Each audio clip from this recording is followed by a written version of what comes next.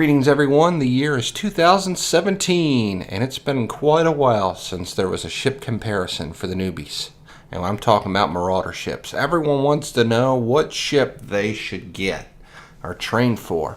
So what I'm going to do in this series is review all the Marauders and the pros and cons of each one. The level of technical we can get for each one is astronomical. We can go into details and spreadsheets galore. We're just going to do the basics. Here's the ship. Here's how it works. Here's its pros and cons and different fighting different rats and such like that. So we're not going to get too technical. The important lesson to take out of this is there's no best ship. It's what you would enjoy flying the most that's most important. So with that said, let's begin. In this video, we're going to review the Amarr Paladin. While it looks like a bug and it's kind of goofy, this ship is the best in terms of tanking, in my opinion. It is an absolute beast. So let's go over the fit that we'll be using for this test. So in the high slots, we're using Mega Pulse lasers, followed by 2 cap rechargers, a tracking script, micro warp drive, and then of course in the lows we have 3 heatsink modules, and then 3 tanking modules, and 1 large armor repairer. As you can see by the stats, the DPS is a little less than the Vulgar. However, it fires a little bit faster, and its tanking ability allows it to stay in the field much more comfortably longer. So some of the pros. Your tracking's a little faster. Your rate of fire is a little faster, and you got better range.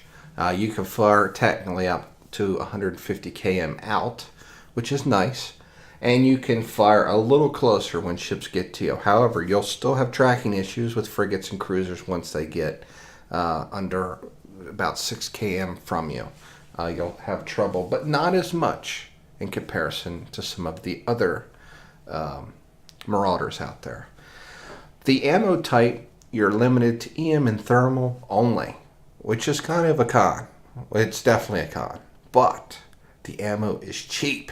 See, with everything else, you have to bring a big supply of ammo. With the crystals that these lasers use, I mean, you just need a backup set, and they last a long time, and they're cheap, and you get extra cargo space because you don't have to haul all this ammo with you, so that's definitely pretty nice, and it's a trade-off. Because you don't do as much damage as the other ships, its tanking ability is very strong because it needs more time to apply the damage.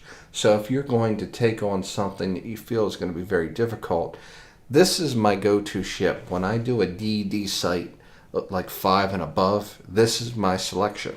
And the reason is because I know I can survive. While I only use 3 tank modules in this, you could put more in and just be untouchable for quite a long time. I mean, it's very, very good in terms of survivability. If you want to go the safest route, this would be my choice for you because it's going to be harder to lose this versus the other ones. However, just keep in mind that you're locked into 2 damage types. So if you're fighting angel rats, it's going to be much slower than all its predecessors.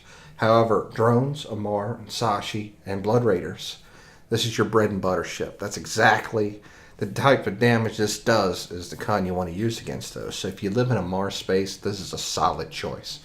I did some missions in a Mars space for a while, and I used this ship, and I was very happy with it. I wouldn't want any other ship but this one if I lived in that neck of the woods. Much like the Vulgar. If I was going to pick one, I would pick against angels. That would be the ship that I would use. It's just excellent.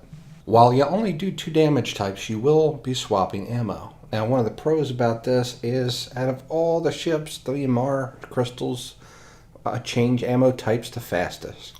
And the only ammo type that matters is range. That's all you're changing for. So you have close range crystals and far range crystals.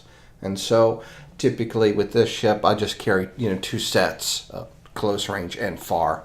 And if it's 27 km or closer, I use the close range. If it's further out than that, I use Scorch. And you can, all you have to do is turn off your guns and change it over instantly. It's quite quick. So it's very easy to manage.